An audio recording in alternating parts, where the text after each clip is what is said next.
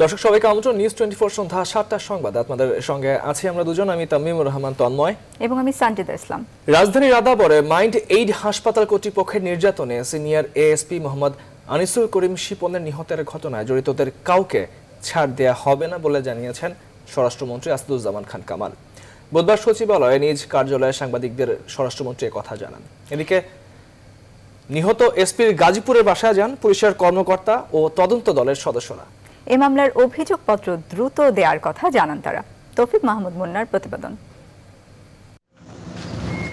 গেল সোমবার সকালে রাজধানীর মাইন্ড এইড হাসপাতালে মানসিক সমস্যার কারণে আনিসুল করিমকে নিয়ে যায় পরিবারের সদস্যরা। অভিযোগ, এর কিছুক্ষণ পরই অনুমোদনহীন ওই হাসপাতালের কর্মকর্তা কর্মচারীদের নির্যাতনে মারা যায় পুলিশের ওই অতিরিক্ত পুলিশ সুপার। নিহত পুলিশ কর্মকর্তার মৃত্যুর ঘটনায় বুধবার দুপুরে নিজ দপ্তরে কথা বলেন স্বরাষ্ট্রমন্ত্রী আসাদুজ্জামান খান কামাল। বলেন, জড়িত কেউই ছাড় পাবে না। এটা নিয়ে তদন্তর পরে আরও যারা এর সঙ্গে সম্পৃক্ত, যারা দোষী সাব্যস্ত হবে বলে আমরা মনে করছি, তাদের সবাইকে আইনের আওতায় এনে তাদের সুবিচারের ব্যবস্থা করা হবে। তারা কিভাবে এই হাসপাতাল চালাচ্ছিল আমি এখনও শুনছি, আমি নিশ্চিত নই এই হাসপাতালের অনুমোদন যথাযোগ্য কর্তৃপক্ষের থেকে নেয়নি। একই দিন সকালে নিহত পুলিশ কর্মকর্তার গ্রামের বাড়ি গাজীপুরে যান পুলিশের কর্মকর্তা ও তদন্ত দলের সদস্যরা। খুব দ্রুত আনিসুল করিম হত্যা মামলার অভিযোগপত্র দেওয়া হবে বলে জানান তেজগাঁ বিভাগের ডিসি হারুন রশিদ।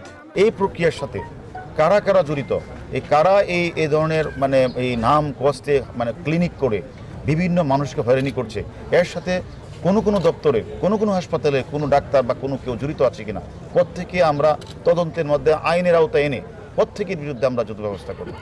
এ সময় ৩১তম বিসিএস ও পুলিশ ক্যাডারের প্রথম স্থান অধিকারী আনিসুল করিমের পরিবারকে সহমর্মিতা ও সমবেদনা জানান পুলিশ কর্মকর্তা ও তদন্ত দলের সদস্যরা। তৌফিক মাহমুদ মুন্না, নিউজ 24, ঢাকা। কাগজে কলমে সারা দেশে অনুমোদিত মাদকাসক্তি নিরাময় কেন্দ্রের সংখ্যা ১০০ হলেও সারা দেশে ছড়িয়ে ছিটিয়ে রয়েছে ১৫০০-এর বেশি।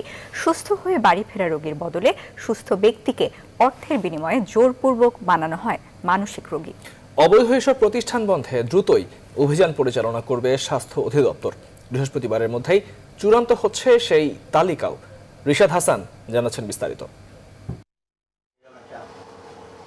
২০১৫ সালে রাজধানীর মহাখালী এলাকায় প্রিভেনশন মাদকাসক্তি নিরাময় কেন্দ্র থেকে গুরুতর জখম অবস্থায় ৬০ জনকে উদ্ধার করে র্যাব। এই প্রতিষ্ঠানটি স্বাস্থ্য মন্ত্রণালয়ের অনুমোদন ছাড়াই চলেছে ১৩ বছর ধরে। ২০১৭ সালে যুগ্ম সচিব ফসিউদ্দিনকে অর্থের বিনিময়ে জোরপূর্বক মানসিক রোগী বানানোর চেষ্টা করে তার পরিবার, যাতে সহযোগিতা করেছে ঢাকা মনোরোগ ক্লিনিক। মাইন্ড কেয়ারের মতো এসব প্রতিষ্ঠানেও কখনো চিকিৎসা হতো না, চলত অর্থের বিনিময়ে সুস্থ মানুষকে মানসিক রোগী বানানোর প্রতিযোগিতা। জাতীয় মাদকদ্রব্য নিয়ন্ত্রণ উপদেষ্টা কমিটির সদস্য ডক্টর অরূপ রতন চৌধুরী বলছেন, অর্থের বিনিময়ে দীর্ঘদিন ধরেই এমন ব্যবসা চালিয়ে যাচ্ছে সারা দেশে ১৫০০ অনুমোদনহীন মাদকাসক্তি নিরাময় কেন্দ্র।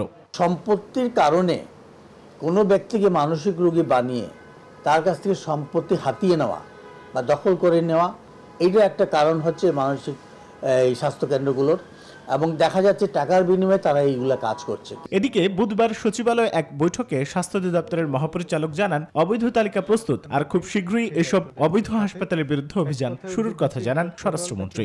আমরা চাচ্ছি যে ডিভিশন ওয়াইজ, জোন ওয়াইজ এই সমস্ত জিনিসগুলোকে বের করতে। আগামী বৃহস্পতিবারের মধ্যে ওনার এলাকার টোটাল লাইসেন্সড এবং আনলাইসেন্সড লিস্ট আমাদের কাছে দেবেন। তখনই স্বাস্থ্য ডিপার্টমেন্ট মনে করবে যে এখানে অনিয়ম হচ্ছে, আমাদেরকে বললে আমরা যাব সেখানে, কিংবা আমাদের গোয়েন্দা তথ্য যদি আমরা খবর পাই, আমরা স্বাস্থ্য মন্ত্রণালয়ের সঙ্গে আমাদের নিরাপত্তা বাহিনী আলাপ আলোচনার মাধ্যমে সেই ব্যবস্থাটা নেবে। মাদকাসক্তি নিরাময়ের নামে বাণিজ্যে জড়িত কাউকেই ছাড় দেওয়া হবে না বলেও জানান তারা। রিশাদ হাসান, নিউজ 24, ঢাকা। তথ্য ও অনুসন্ধান দুটোই বলছে পুলিশ বাহিনীর মাঠ পর্যায়ে কর্মরত সদস্যদের মাদক সংশ্লিষ্টতা বেড়েই চলেছে। সবশেষ তথ্য অনুযায়ী ডিএমপিতে কর্মরত সহস্রাধিক পুলিশের ডোপ টেস্ট হয়েছে। অক্টোবর পর্যন্ত তাদের মধ্যে ৫০ জনের টেস্ট রেজাল্ট পজিটিভ পাওয়া গেছে। পুলিশ বলছে ব্যক্তির দায় সংস্থা নেবে না। অপরাধ বিশ্লেষকরা বলছেন, শুধু বিভাগীয় ব্যবস্থাই যথেষ্ট নয়, ফৌজদারি অপরাধের শাস্তি নিশ্চিত করতে হবে। মেহেদী হাসান সুমনের ক্যামেরায় আশিকুর রহমান শ্রাবণের বিশেষ প্রতিবেদন। জনগণের বন্ধু ও রক্ষক পুলিশের কিছু বিপদগামী সদস্য মাদক কারবারে জড়িয়ে বিভিন্ন সময়ে গণমাধ্যমের শিরোনাম হয়েছে। চলতি বছরের জুন মাসে মোহাম্মদপুর থেকে পুলিশের হাতেই আটক হয় এসআই আতিক। উদ্ধার হয় 11,000 পিস ইয়াবা ও নগদ 5 লাখ টাকা। তার কদিন আগে 8,000 পিস ইয়াবা সহ ঠাকুরগাঁওয়ের কোর্ট পুলিশের একজন এসআই সহযোগী সহ আটক হয়। ঢাকার অদূরে র্যাবের হাতে 18,000 পিস ইয়াবা সহ আটক হয় টঙ্গী পশ্চিম থানা পুলিশের সাবেক ওসি অপারেশন ও এসআই রাকিব। আর সবশেষ দুদিন আগে যাত্রাবাড়ি থানার এক এসআই ইয়াবা নিয়ে ধরা পড়েছে র্যাবের কাছে। এসব ঘটনার প্রেক্ষিতে পুলিশ বাহিনীতে শুরু হয়েছে ডোপ টেস্ট, নেওয়া হয়েছে শাস্তিমূলক ব্যবস্থাও। আমি আসার পরে একটা অফিসারকে আমরা সাসপেন্ড করেছি, সে একটা মাদক ব্যবসার সঙ্গে সম্পৃক্ত ছিল। আমি সব ইউনিটকে বলে দিয়েছি যে আমাদের র্যান্ডম স্যাম্পলিং করা হবে, কোনো ফোর্স বা অফিসার যদি মাদকের সঙ্গে জড়িত হয়, ড্রপ টেস্টে ধরা পড়ে তাকে তাৎক্ষণিকভাবে চাকরিচ্যুত করা হবে। ব্যক্তির তাই কখনো আমরা সংস্থা নেইনি বা নিবও না। আপনারা জেনে থাকবেন যে যারাই এই ধরনের অপরাধ করেছে আমাদের নজরে এসেছে তাদের ব্যাপারে কিন্তু আমরা সর্বোচ্চ শাস্তি আমরা দিয়েছি। অপরাধ বিশ্লেষকরা বলছেন বিভাগীয় ব্যবস্থা ভালো, কিন্তু যথেষ্ট নয়। তার যে অপরাধটা, এটা শুধু বিভাগীয় মামলার মধ্যে সীমাবদ্ধ থাকলে হবে না, কারণ অপরাধটা হচ্ছে ফৌজদারি অপরাধ। পুলিশের ক্ষেত্রে একটা কালচার আছে যেটাকে আমরা বলি হচ্ছে ব্লু ওয়াল অফ সাইলেন্স। মানে হচ্ছে একজন সহকর্মী যদি অপরাধ করেন, অন্যরা চুপ করে থাকবেন, তারা নিষ্পক্ষ থাকবেন। এর কারণেই কিন্তু দুর্নীতি ব্যাপকভাবে প্রশ্রয় পায়। পজিটিভ ভাবমূর্তি রয়েছে পুলিশের, যেসব কাজে পুলিশকে আমরা সাধুবাদ জানাই, সেই সাধুবাদ জানানো বা সেই কাজগুলো কিন্তু আসলে প্রশ্নবিদ্ধ হয়। পুলিশের ইন্টারনাল ইনভেস্টিগেশন আরো জোরদার করা উচিত। দেরিতে হলেও পুলিশ বাহিনীর ভেতরে মাদক বিরোধী এমন শুদ্ধি অভিযানকে ইতিবাচক হিসেবে দেখছেন সাধারণ মানুষ। তথ্য বলছে রাজধানীর মাদক প্রবণ এলাকাগুলোতে আগে কাজ করেছেন কিংবা বর্তমানে কর্মরত আছেন এমন পুলিশ বাহিনীর সদস্যদের প্রতি বাড়তি নজরদারি রাখা হয়েছে কর্তৃপক্ষের পক্ষ থেকে। বিশ্লেষকরা বলছেন এই উদ্যোগ হয়তোবা আপাতত পুলিশ বাহিনীর মাদকের সঙ্গে জড়িয়ে পড়ার প্রবণতা অনেক ক্ষেত্রেই কমিয়ে আনবে। তবে দীর্ঘমেয়াদে সফলতা পেতে হলে প্রয়োজন পুলিশ বাহিনীর আধুনিকায়ন। আশিকুর রহমান শ্রাবণ, নিউজ 24, ঢাকা। 148 কোটি টাকা পাচারের অভিযোগে এমপি শহীদ ইসলাম পাপুল এবং তার স্ত্রী সংরক্ষিত আসনের সংসদ সদস্য সেলিনা ইসলাম সহ পরিবারের আরও 2 জনের বিরুদ্ধে মামলা করেছে দুদক। পরিবারের সদস্যদের বিরুদ্ধে দেওয়া হয়েছে দেশ ত্যাগের নিষেধাজ্ঞা। এই 2 সংসদ সদস্য ছাড়াও দুদকের তদন্তে থাকা অন্য এমপিদের বিরুদ্ধে অভিযোগ প্রমাণিত হলে মামলা হবে বলে জানিয়েছেন দুদক কমিশনার। আলী তালুকদার জানাচ্ছেন বিস্তারিত। লক্ষ্মীপুর 2 আসনের সংসদ সদস্য শহীদ ইসলাম পাপুল মানব পাচারের অভিযোগে আটক কুয়েতের কারাগারে। পাপুলের বিরুদ্ধে অভিযোগ অবৈধ সম্পদ আর শত শত কোটি টাকা পাচার, যার তদন্তে মাঠে নামে দুর্নীতি দমন কমিশন দুদক। নির্বাচনী হলফনামায় দেয়া সম্পদের বিবরণীর চেয়েও মানব পাচারের মাধ্যমে কুয়েতে গড়েছেন শত শত কোটি টাকার সাম্রাজ্য। অবৈধ সম্পদ আর টাকা পাচারের অভিযোগ তদন্তে মাঠে নামে দুদক। অনুসন্ধানে বেরিয়ে আসে শালিকা জেসমিন প্রধানের ব্যাংক অ্যাকাউন্টের মাধ্যমে 148 কোটি টাকা পাচার ও 2 কোটি 31 লাখ টাকার অবৈধ সম্পদের তথ্য। বুধবার দুদকের উপপরিচালক সালাউদ্দিন বাদী হয়ে দুদকের আঞ্চলিক কার্যালয়ে মামলা করে। মানি লন্ডারিং প্রতিরোধ আইন 2012-এর 4-2 ও 3 ধারায় আসামি করা হয় শালিকা জেসমিন প্রধান, এমপি শহীদ ইসলাম পাপুল, সংসদ সদস্য স্ত্রী সেলিনা ইসলাম ও মেয়ে ওয়াফা ইসলামকে। 148 কোটি টাকার মতো তাদের বিরুদ্ধে আর্থিক লেনদেন হয়েছে, তারা হস্তান্তর হয়েছে, রূপান্তর হয়েছে, সদ্যাবৃত হয়েছে। কাজে এই অভিযোগে তাদের বিরুদ্ধে মানি লন্ডারিংয়ের মামলা দায়ের করা হয়েছে। দুদক কমিশনার বলেন, এমপি পাপুল ও স্ত্রী সেলিনা ইসলামই শুধু নয়, অনুসন্ধানাধীন বাকি অন্য এমপিদের বিরুদ্ধে তদন্ত শেষে মামলা করবে দুদক। জন্য যত তাড়াতাড়ি সম্ভব তাদেরকে আইনের সামনে সম্মুখীন করা আমরা চেষ্টা করছি। যে আমার মনে হয় এ ব্যাপারে বেশি বিলম্ব হবে না। কমিশনার জানান, দুদকের কাছে কখনোই দলীয় পরিচয় মুখ্য নয়। প্রয়োজনে পাপুলকে দেশে ফিরিয়ে আনতেও ব্যবস্থা নেওয়া হবে। 2টি অভিযোগের ব্যাপারে 4 জনের বিরুদ্ধে মামলা দায়ের। আলী তালুকদার, নিউজ 24, ঢাকা। সিলেটে রায়হান হত্যাকাণ্ডের প্রধান অভিযুক্ত এসআই আকবর ধরা পড়ায় সন্তোষ জানালেও এখনো নির্যাতনে জড়িত ফাঁড়ির অন্য সদস্যরা গ্রেপ্তার না হওয়ায় ক্ষুব্ধ রায়হানের স্বজনরা। একই সাথে আকবরকে পালাতে কোন সিনিয়র কর্মকর্তা পরামর্শ দিয়েছে তা প্রকাশ্যে আনার দাবি তাদের। তবে অপরাধ প্রমাণিত হলে পুলিশের কেউই ছাড় পাবে না জানিয়েছেন পুলিশ কর্মকর্তা। সৈয়দ রাসেলের তথ্য ছবিতে ডেস্ক রিপোর্ট। ঠিক এক মাস আগে 11 অক্টোবর রায়হানকে নির্যাতনে হত্যার অভিযোগ ওঠে বন্দরবাজার পুলিশ ফাঁড়ির ইনচার্জ এসআই আকবর সহ কয়েকজনের বিরুদ্ধে। এরই মধ্যে মামলায় 3 পুলিশ সদস্য এবং প্রধান আসামি আকবর ধরা পড়েছে পুলিশের হাতে। ঠান্ডা হয়ে যাবে, 2 মাস পর ঠান্ডা হলে আবার গেলে এটা হ্যান্ডেল করা যাবে। আমি অন্য কোনো কারণে ভাগি নাই। কিন্তু আকবরকে কোন কর্মকর্তা পালাতে পরামর্শ দিয়েছে এ প্রশ্ন এখন স্বজনদের। সেই সঙ্গে কোন প্রক্রিয়ায় আকবরকে আটক করা হলো সে বিতর্কের ঊর্ধ্বে উঠে দ্রুত সময়ের মধ্যে বিচারের দাবি তাদের। খুনি আকবর কিভাবে ধরা পড়ছে, কে ধরছে না ধরছে এইটাই বিতর্কে আমি যাব না। কিলার আকবরের সাথে কারা কারা জড়িত ছিল তাদেরকে দ্রুতভাবে অ্যারেস্ট করা হোক। সিলেট মেট্রোপলিটন পুলিশ কমিশনার বলছেন, ভিডিও ফুটেজকে তথ্য হিসেবে নিয়ে যাচাই বাছাই করা হচ্ছে। অভিযোগ প্রমাণিত হলে দায়ী কর্মকর্তাদের বিরুদ্ধে ফৌজদারি এবং বিভাগীয় ব্যবস্থা নেওয়া হবে। যিনি বা যারা তাকে এই ধরনের পরামর্শ দিয়েছে যদি হয় তা অবশ্যই আমরা তাদের বিরুদ্ধে আইনানুগ ব্যবস্থা গ্রহণ করব। এছাড়া সন্দেহভাজন অন্যান্য পুলিশ সদস্যরাও নজরদারিতে আছেন। পিবিআই চাইলেই তাদের হস্তান্তর করা হবে বলে জানান এই কর্মকর্তা। যারা সন্দেহভাজন বলে যাদেরকে ধরা হচ্ছে, যারা ওই সময় ছিল, তারা সবাই আমাদের নজরদারিতেই আছে, জড়িত থাকার সম্ভাবনা আছে এই মামলা সংক্রান্তে। তারা আমাদের কাছে বলছে, আমরা তাকে হ্যান্ডওভার করছি। এদিকে আকবরের গ্রেফতারের পর স্বস্তিতে এলাকাবাসীও। নতুন করে কঠোর কর্মসূচি নয়, আইনি প্রক্রিয়ায় লড়ে যেতে চান স্থানীয় আন্দোলনকারীরা। আমরা আইনি প্রক্রিয়ায় যাব এখন আমরা কালকে আবার লয়ারদের সাথে বসবো একটু। 7 দিনের রিমান্ড শেষে আকবরকে জিজ্ঞাসাবাদ করছে পিবিআই। রিমান্ড শেষে জেল হাজতে রয়েছে আরও 3 পুলিশ সদস্য। Desk report, news 24। যুবলীগের 48তম প্রতিষ্ঠা বার্ষিকীতে প্রতিকৃতিতে ফুল দিয়ে জাতির পিতা বঙ্গবন্ধু শেখ মুজিবুর রহমানের প্রতি শ্রদ্ধা জানিয়েছেন সংগঠনের নেতাকর্মীরা।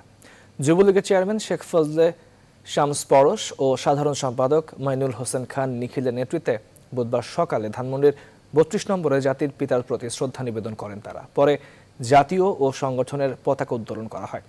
প্রতিষ্ঠা বার্ষিকীতে শারীরিক প্রতিবন্ধীদের সহায়তা করা হয় সংগঠনের পক্ষ থেকে।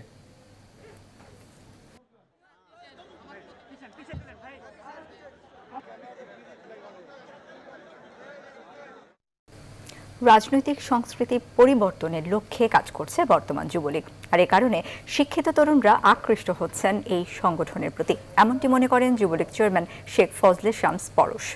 আর সংগঠনের সাবেক চেয়ারম্যান জাহাঙ্গীর কবির নানক মনে করেন, সংগঠনে গণতান্ত্রিক ধারা অব্যাহত রাখতে নিয়মিত কাউন্সিল অধিবেশনের মাধ্যমে নেতৃত্ব নির্বাচন করা প্রয়োজন।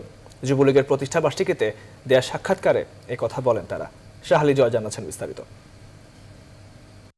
যুবনেতা শেখ ফজলুল হক মনির হাতে দেশের প্রথম যুব সংগঠন যুবলীগের প্রতিষ্ঠা 1972 সালে। সদ্য স্বাধীন দেশে জনমুখী নানা কাজে যুব সমাজকে সম্পৃক্ত করে প্রশংসিত হয় সংগঠনটি। তবে প্রতিষ্ঠার মাত্র 3 বছরের মাথায় বঙ্গবন্ধু আর তার পরিবারের সঙ্গে শেখ মনির পরিবারকেও হত্যা করে ঘাতকরা। তারপরও 75 পরবর্তী সামরিক শাসন বিরোধী যে কোনো গণতান্ত্রিক আন্দোলনে যুবলীগের ভূমিকা ছিল তাৎপর্যপূর্ণ। তবে প্রায় আধা শতাব্দী পুরনো সংগঠনটি গত কয়েক বছর প্রশ্নবিদ্ধ হয় এর কর্মকাণ্ডে। বিশেষ করে ক্যাসিনো ব্যবসা ও টেন্ডারবাজির মতো অপরাধে যুক্ত হতে থাকে অনেক নেতাকর্মীর নাম। যুবলীগের সাবেক নেতা জাহাঙ্গীর কবির নানক মনে করেন, এমন ধারা থেকে ফিরিয়ে আনতে গঠনতন্ত্র অনুযায়ী সংগঠন পরিচালনা জরুরি। এই অপ্রিয়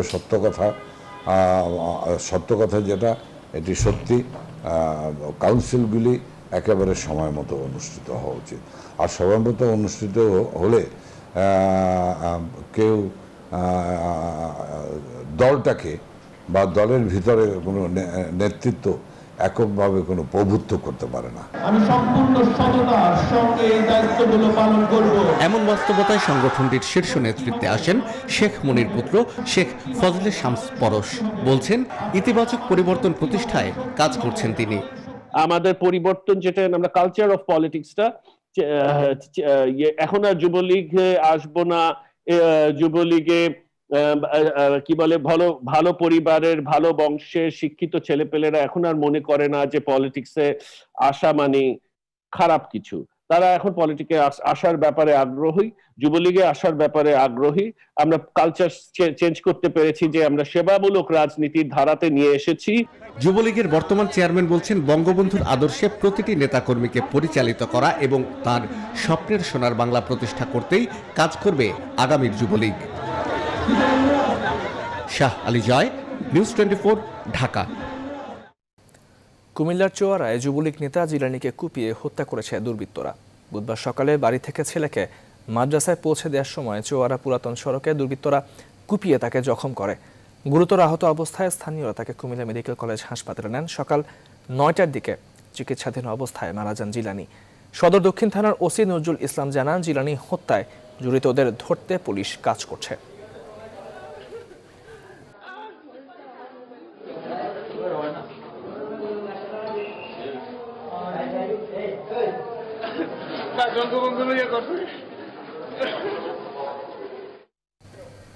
সন্ধ্যার সংবাদের এই পর্যায়ে বিরতি নিচ্ছি। আরো সংবাদ দেখতে বিরতির পরে সঙ্গে থাকুন। আবারও স্বাগত। দেখছেন নিউজ 24 সন্ধ্যার সংবাদ। ঢাকা 18 উপনির্বাচনের সকল প্রস্তুতি শেষ করা হয়েছে বলে জানিয়েছে নির্বাচন কমিশন। এদিকে বিএনপি প্রার্থীর অভিযোগ বহিরাগত এনে কেন্দ্র দখলের পায়তারায় আছে আওয়ামী লীগ। আর এই অভিযোগ নাকচ করে আওয়ামী লীগ প্রার্থী বলেছে, অন্তর্কন্দলে বিএনপি প্রার্থী নিজেই এখন কোণঠাসা। তৌহিদ শান্তর প্রতিবেদনে বিস্তারিত। ঢাকা 18 আসনে মোট ভোটার 5,77,188 জন, আর ভোট কেন্দ্র 217, ভোট কক্ষের সংখ্যা 1,353। এর মধ্যে পুরুষ ভোটার 2,96,135 জন এবং নারী ভোটার 2,81,053 জন। এই আসনে ইভিএমে পরিচালিত ভোটের যাবতীয় প্রস্তুতি সম্পন্ন করা হয়েছে বলে জানিয়েছেন রিটার্নিং কর্মকর্তা। সকল ধরনের আপনার ফোর্সেস, আমাদের যে ম্যানেজমেন্ট, এভরিথিং মানে ফ্যান্টাস্টিক, যাতে একটা সুন্দরভাবে একটা সুন্দর পরিবেশে মানুষ ভোট দিতে পারে। যারাই অভিযোগ করতেছে তাদের অভিযোগগুলোকে অধিক গুরুত্ব দিয়ে নির্বাচন কমিশন কাজ করছে। যদিও ভোটের একদিন আগেও অভিযোগ পাল্টা অভিযোগের তীর ছোড়াছুড়ি থামেনি প্রার্থীদের। এখানে সুষ্ঠু নির্বাচন হওয়া সম্ভব না, কিন্তু আমরা চেষ্টা করে যাচ্ছি, যেহেতু জনগণ আমাদের পক্ষে আছে, আমরা জনগণের উপর বিশ্বাসী। বিভিন্ন থানা থেকে তারা লোকজন এনে কালকে সেন্টার দখল করার চেষ্টা করতেছে। আপনারা দুই গ্রুপের মধ্যে সংঘর্ষ করেছেন, একে অপরের প্রার্থীকে, কর্মীকে রক্তাক্ত জখম করেছেন, আপনার বিরুদ্ধে মশাল মিছিল হয়েছে, আপনার বিরুদ্ধে গণমিছিল হয়েছে, আপনাকে ওরা অবাঞ্ছিত ঘোষণা করেছে। সেই দায় আপনারা আমাদের উপর চাপাবেন না। বৃহস্পতিবার সকাল 8টা থেকে 4টা পর্যন্ত একটানা ভোট গ্রহণ চলবে এই আসনে। আওয়ামী লীগের সংসদ সদস্য সাহারা খাতুনের মৃত্যুতে আসনটি শূন্য হয়। তৌহিদ শান্ত, নিউজ 24, ঢাকা। সিরাজগঞ্জ 1 আসনের উপনির্বাচনের ভোটকাল সব প্রস্তুতি শেষ করেছে নির্বাচন কমিশন। বুধবার সকাল থেকে সিরাজগঞ্জ সরকারি কলেজ মাঠ থেকে নির্বাচনী সরঞ্জাম বিতরণ করা হয়। এ সময় স্ব ভোট কেন্দ্রের প্রিজাইডিং অফিসার ইভিএম মেশিন সহ প্রয়োজনীয় সরঞ্জাম বুঝে নেন। বৃহস্পতিবার সকাল 8টা থেকে বিকাল 4টা পর্যন্ত 171টি কেন্দ্রে একযোগে ইভিএম এর মাধ্যমে ভোট গ্রহণ করা হবে। নির্বাচনে আওয়ামী লীগ থেকে প্রকৌশলী তানভীর শাকিল জয় নৌকা প্রতীক নিয়ে এবং বিএনপি থেকে সেলিম রেজা ধানের শীষ প্রতীক নিয়ে নির্বাচন করছেন। গেল 13 জুন সিরাজগঞ্জ 1 আসনের সাংসদ আওয়ামী লীগের প্রেসিডিয়াম সদস্য মোহাম্মদ নাসিম করোনায় আক্রান্ত হয়ে মারা যান। তার মৃত্যুতে এই আসন শূন্য ঘোষণা করে নির্বাচন কমিশন।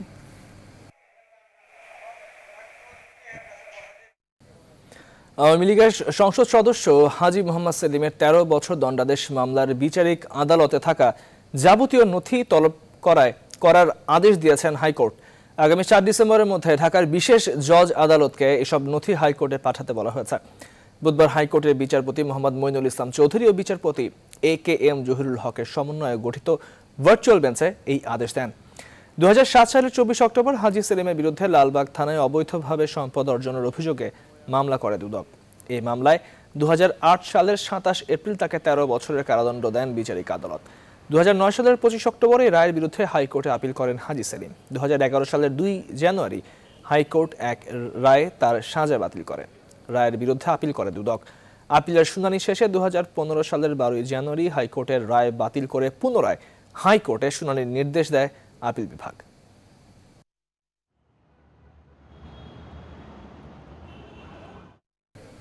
করোনার মধ্যে 14 নভেম্বরের পর শিক্ষা প্রতিষ্ঠান সীমিত পরিসরে খোলার বিষয়ে ভাবছে সরকার, তবে ঠিক কবে খুলতে পারে তা এখনও নিশ্চিত নয়। এসব জানিয়ে শিক্ষামন্ত্রী ডাক্তার দীপু মনি বলেছেন, আগামী 2-1 দিনের মধ্যে শিক্ষা প্রতিষ্ঠান খোলা না খোলার বিষয়ে সিদ্ধান্ত চূড়ান্ত হবে। শিক্ষা বিষয়ক প্রতিবেদকদের সংগঠন এডুকেশন রিপোর্টার্স ফোরামের ভার্চুয়াল আলোচনায় অংশ নিয়ে এসব বলেন শিক্ষামন্ত্রী। তিনি বলেন, 15 নভেম্বর থেকে শিক্ষা প্রতিষ্ঠান খুলবে কি না, নাকি এই ছুটি আরও বাড়বে, নাকি কোনো কোনো ক্লাস সীমিত আকারে শুরু হবে, এই বিষয়গুলো নিয়ে এখনও কাজ চলছে। করোনার কারণে গেল 17 মার্চ থেকে ছুটিতে দেশের শিক্ষা প্রতিষ্ঠানগুলো।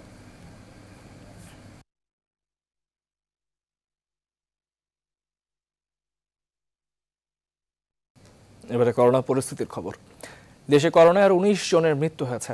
এ নিয়ে প্রাণহানির সংখ্যা দাঁড়ালো 6127 জনে।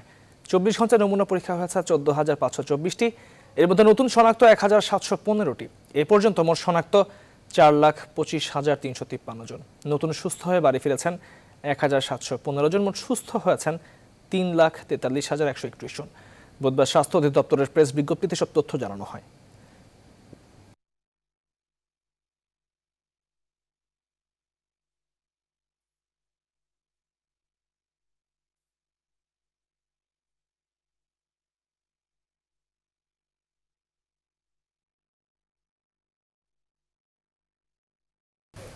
যুক্তরাষ্ট্রের ফাইজারের ভ্যাকসিন 90% পর্যন্ত সুরক্ষা দিবে। একই দেশের মডার্নার ভ্যাকসিন মানব শরীরে নিরাপদ। দ্রুতই বাজারে আসবে অক্সফোর্ড অ্যাস্ট্রাজেনেকার ভ্যাকসিন, রাশিয়ার স্পুটনিক 5 সাথে চীনের সিনোভ্যাক ভ্যাকসিনও। এসব দাবি ভ্যাকসিন তৈরিকারী প্রতিষ্ঠানগুলোর, কিন্তু আসলে কবে ভ্যাকসিন বাজারে আসবে সেই প্রশ্নের উত্তর খুঁজছেন অন্তরা বিশ্বাস।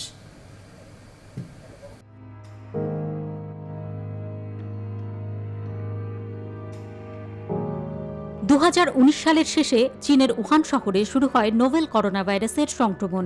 ধীরে ধীরে তা ছড়িয়ে পড়ে বিশ্বের 2 শতাধিক দেশে। মহামারী আকার ধারণ করে কোভিড-19। সেই থেকে সবার প্রশ্ন, করোনা ভাইরাসের ভ্যাকসিন কবে আসবে? এই প্রশ্নের সঠিক উত্তর এখনো নেই পৃথিবীর কাছে। জুন মাস থেকেই ভ্যাকসিন আসার আভাস পাওয়া যাচ্ছে। জুলাই, আগস্ট, সেপ্টেম্বর, অক্টোবর সব মাসেই ভ্যাকসিন আসার ভবিষ্যৎবাণী শোনা গেছে, কিন্তু ভ্যাকসিন পরীক্ষার সব ধাপ সম্পন্ন হয়নি। গবেষকরা বলছেন, সঠিক উপায়ে ভ্যাকসিন তৈরি করতে লেগে যায় কয়েক বছর, কিন্তু করোনা মহামারী ঠেকাতে দ্রুততম সময়ে কোভিড-19-এর ভ্যাকসিন আবিষ্কারের চেষ্টা চলছে। এই বছর শেষে অথবা 2021-এর প্রথম মাসের মধ্যে, হয়তো 2-1 মাসের মধ্যে আমাদের ভ্যাকসিন বাজারে আসবে।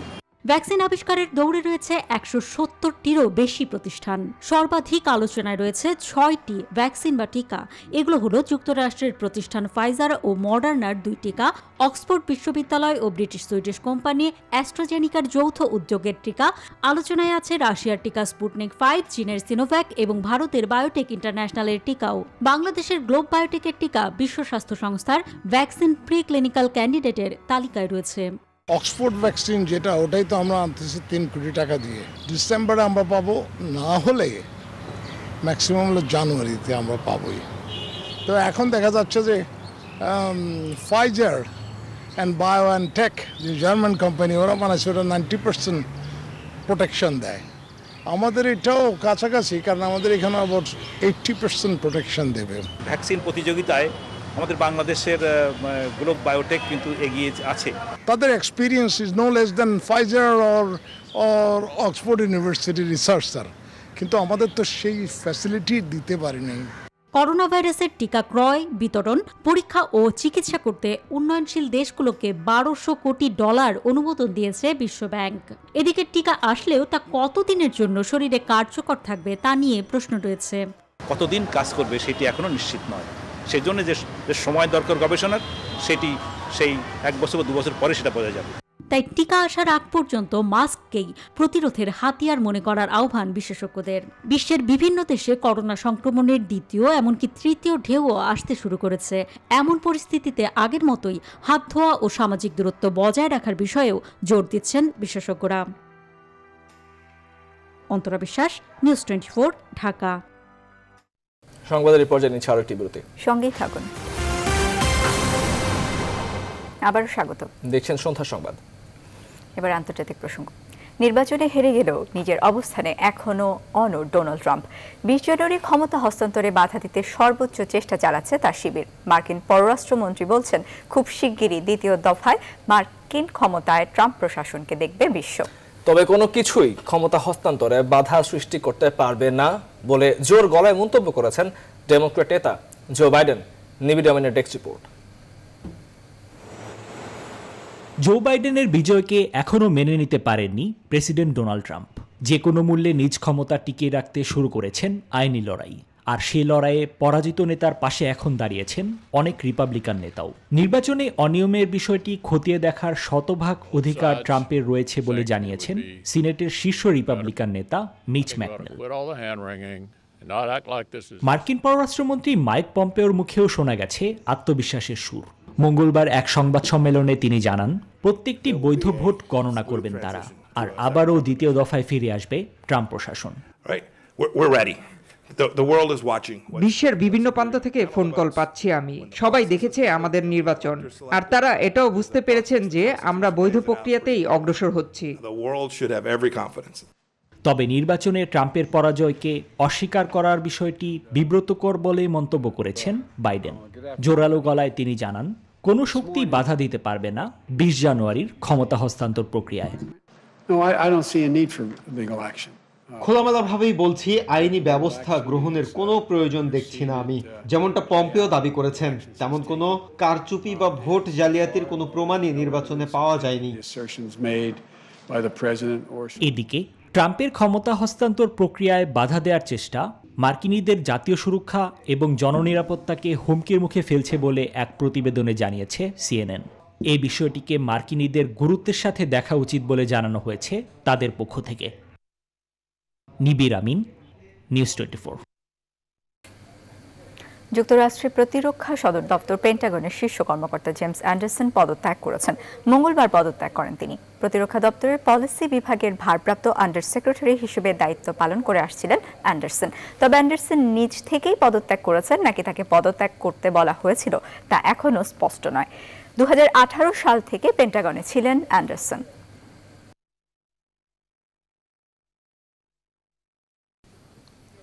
মিয়ানমারে 8 নভেম্বরে অনুষ্ঠিত নির্বাচনের প্রকাশিত ফলাফলে প্রত্যাশিত জয় পেয়েছে ক্ষমতাসীন অং সান সুচির দল এনএলডি।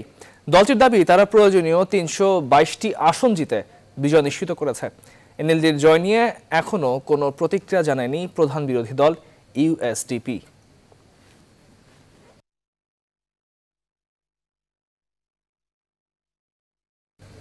সংবাদে আবারও বিরতি নিচ্ছি, সঙ্গে থাকুন।